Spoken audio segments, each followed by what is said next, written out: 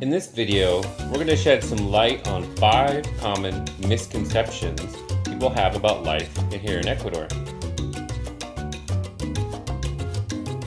We learned pretty quickly when we announced that we were moving to Ecuador that some people's perception of this little country isn't super accurate. That's not shocking. We actually didn't know too much about Ecuador before we started our search for a new home, and we were already way more interested in South America than the average American. So, no judgment from us. But since we've been here for over 3 years now, we can speak to these things with some degree of authority. Of course, these observations are generalizations and are indicative of our experience as certain people in a certain region. Yours may be completely different. Misconception number 1. Bugs and reptiles are both horrifying and plentiful. What do we say about that? Honestly, that's a reasonable assumption. We live really close to the Amazon rainforest, and Ecuador does have quite a few species of snakes and a spectacular array of bugs and insects. But the reality is, these things are not big factors in our life. We live in the mountains at around 6,500 feet, and most of the crazy reptiles and insects are found at lower elevations, on the coast and especially in the Oriente, Amazonia. Altitude makes all the difference. There are venomous snakes in our region, but sightings aren't common. And while we have seen some cool bugs, mantis and beetles, tons of beautiful butterflies and moths, the most common bugs are the same pesky sort of creatures we contend with in the US. Ants, houseflies, that sort of thing. We don't have yellow jackets, and the local species of aggressive wasps tend to keep their distance. We actually have very few mosquitoes. The no-see-ums are pretty vicious though. They go after our knuckles and ankles, and their bites are super itchy. Our spiders are surprisingly not bad. We've had a couple small tarantulas, some little crab spiders as we call them, which are actually kind of cute. We have glowy butt spiders that look creepy, but they stay outside. Small wolf spiders. Washington and Arizona were much worse spider-wise than here. Lower elevations have tiny scorpions, but we haven't seen any at our place. So any reptiles and insects and arachnids in our vicinity just kind of do their thing in the background and don't cause us, or me specifically, a lot of anxiety. In fact, our boys at least would be happy with quite a few more creepy crawlies. Okay, misconception number 2. It's hot in Ecuador. Parts of Ecuador are hot. We're on the equator after all. But along with the bugs, elevation plays a huge factor. The coastal region is consistently hot, and so is the Amazon region. We spent our summer vacation deep in the Amazon rainforest, and we started the day sweating and never stopped. But the Andes Mountains run down the length of Ecuador, kind of in the middle of the country, and that's where a lot of Ecuador's big cities are located, other than Guayaquil, which is a port city on the coast, and is the country's largest city. In the Sierras, which is what the mountainous region of Ecuador is called, some people live at over 11,000 feet elevation, which is crazy to think about coming from the States. And once you get to about 8,000, it can be quite cold here. Lojanos complain that Loja is cold at about 7,000 feet, and they'll wear wool hats and parkas, but we've never been legitimately cold in Loja, and we make affectionate fun of our Ecuadorian friends' low cold tolerance. We're a little lower than Loja, and our climate is spring-like all year round. In fact, it's called the land of eternal spring. And since spring is my favorite season, I couldn't be happier. It's pretty much never too hot or too cold. Rarely gets above the mid-70s during the day and rarely gets below the high 50s at night.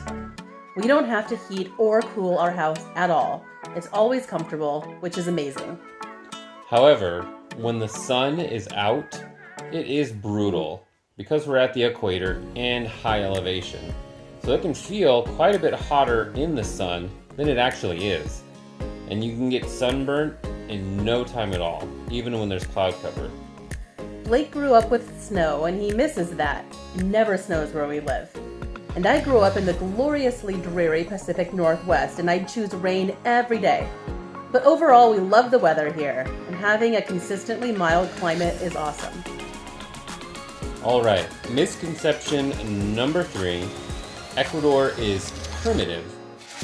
When we announced we were moving here, our family had this idea that we'd be living in a jungle hut on stilts, washing clothes in the river. To their credit, they still said they'd come visit. A lot of people have that very rustic, kind of straight out of National Geographic image of Ecuador. Either the jungle or maybe an indigenous village high up in the Andes. And Ecuadorians do live in both of those really beautiful contexts. But not most, and not us. This one is more nuanced. We've been to some homes that would certainly be considered primitive by Western standards. But here in the Campo, there are rich people and poor people and lots of in between. Just like anywhere, some homes are nicer than others. Also, there are people who choose to live similarly to how people have lived here for hundreds of years. It's not primitive so much as traditional. We have electricity. Well, unless there's a historic drought. Really good drinking water that comes from a waterfall high up in the mountains. And super fast and affordable, dependable fiber internet. What else? Propane, trash services, cell phone plans. We have all the things. In fact, sometimes I wish we were less connected, and that's very typical here. Generally, we find life here a nice mix of modern and traditional. We can shop at local outdoor markets or at North American-style supermarkets. We have a washer and dryer, but a lot of the time we choose to hang clothes in the sun to dry. We can go to the garden or the orchard for remedies when we're sick, or to the pharmacy. Ecuador might not be cutting edge, but it's definitely not primitive. Time for misconception number 4. The food is spicy. We found that many people think all Latin American food is basically Mexican. But that's not the case at all, and here we're pretty far from Mexico, and Mexican food is considered very foreign. Although we do have a couple great Mexican restaurants nearby, like this one, our really good friend is the chef, and this one, where we get our chip fix. Ecuadorian food, and I'm talking about the Sierras, it's different on the coast, is not spicy. It is, however, very flavorful, and most of the flavor comes from using super fresh, locally sourced ingredients.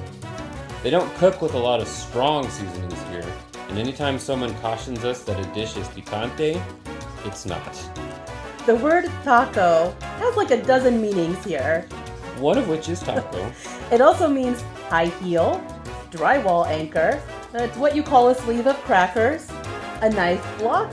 It's like an everything word. And the least prevalent of all these taco words here in Ecuador is definitely Taco. I was thinking knife block taco, but taco's not far behind. And that's okay, because Ecuadorian food is awesome. It doesn't need to be Mexican food. And our final misconception, Ecuador is cheap. A lot of things are more affordable here than in the United States, but not everything. Some things cost about the same, and some things are a lot more expensive. Fresh food, produce and meat, local cheeses are very affordable, and the quality is really good. The abundance of fresh fruits and vegetables is really astonishing, and they're available year-round.